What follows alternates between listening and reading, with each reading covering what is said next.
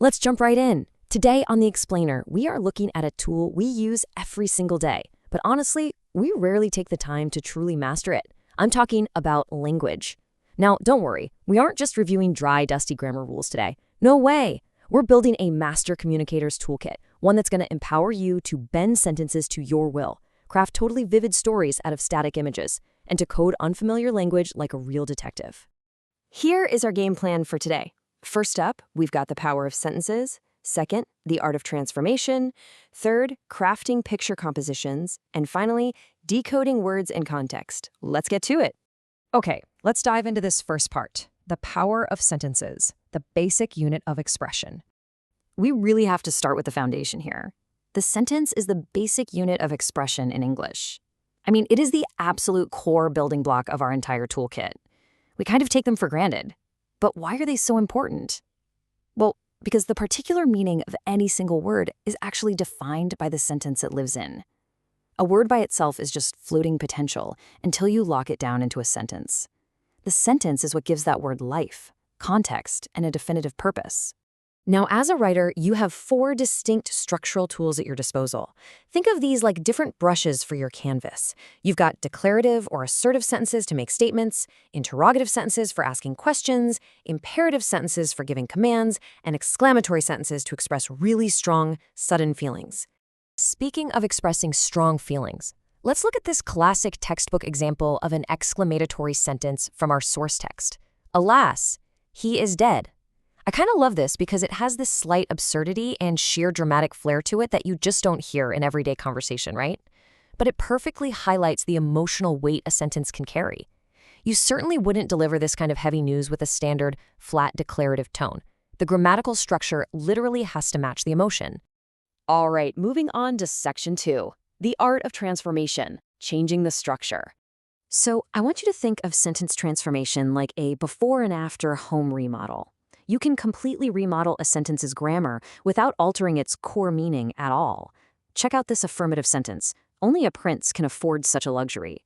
Now compare that to the negative version. No one except a prince can afford such a luxury. This is a brilliant illustration of how an affirmative thought can be perfectly mirrored by a negative structure. Realizing this instantly expands your writing toolkit, and honestly, it keeps you from sounding repetitive. And this remodeling trick works across all the other sentence types too. Let's look at an interrogative versus assertive swap. Why waste time in watching this program? That is a classic rhetorical question. But what if you need to be punchier, more direct? You just swap it for an assertion. It is foolish to waste time in watching this program. See? You haven't changed the underlying meaning. You've just changed the angle of delivery based on how forceful you want your argument to be. You can even manipulate degrees of comparison. Take the comparative statement, Ashok is taller than Ravi. If we want to flip the narrative focus over to Ravi without changing the actual facts, we just use the positive degree. Ravi is not as tall as Ashok. The absolutely crucial takeaway here is that your grammatical toolkit is incredibly flexible. If a sentence isn't flowing well in your paragraph, actually, scratch that. If you ever feel stuck, you aren't. You don't have to abandon your idea. You just transform the grammatical structure. Now let's shift gears a bit. Section 3, picture compositions, taking it from image to imagination. When you're presented with an image and asked to write a composition, you really shouldn't just sit there waiting for inspiration to strike. You've got a 3-step, highly actionable blueprint. Step 1, study the picture carefully. You're looking for dramatic relationships or events. Step 2, ask yourself targeted questions. Who are these people? What are they doing? Where are they? And step 3, decide on a clear story or a description based entirely on the answers you just came up with. Now, what's really interesting about this slide is how we can apply this directly. Take a look at this image from the source text of 2 children fishing. Don't just passively glance at it. Let's actively participate right now. Ask yourself, who are these people? What exactly are they doing? What are they whispering to each other? What just happened right before this exact moment was captured? By asking these questions, you are actively unlocking the narrative potential of what is otherwise a completely static image. It's like a giant puzzle. From there, you have a strategic choice to make as a writer. You can basically take one of 2 paths. Path A is the picture story. This is where you invent a full narrative. We're talking plot, characters, and atmosphere. You might even imagine yourself as one of the people in the picture to really hook the reader. Or there's Path B, the picture description. Here you paint a vivid scene by establishing an angle of attack. You might narrow your focus to a specific detail, like a child's smile or maybe a clenched fist, and then widen your focus to take in the whole picture. Both paths are incredibly powerful, but they require different strategic uses of your toolkit. All right, bringing us to our final skill. Section 4, decoding context. Time to play linguistic detective. When you are reading a passage and you hit an unfamiliar word, or if you're asked to replace a word, there is a golden rule you absolutely must follow, the rule of context. You must always give the same part of speech and tense.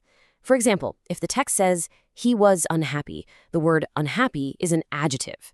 If you need a synonym, you write sad. You definitely do not write sadly, because that's an adverb.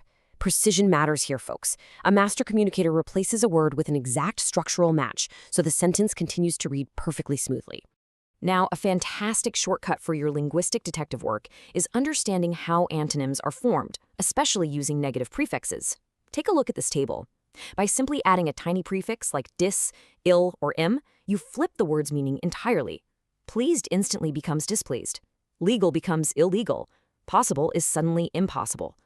Understanding these structural prefixes literally hands you the keys to unlocking hundreds of opposite meanings, and you don't even have to open a dictionary.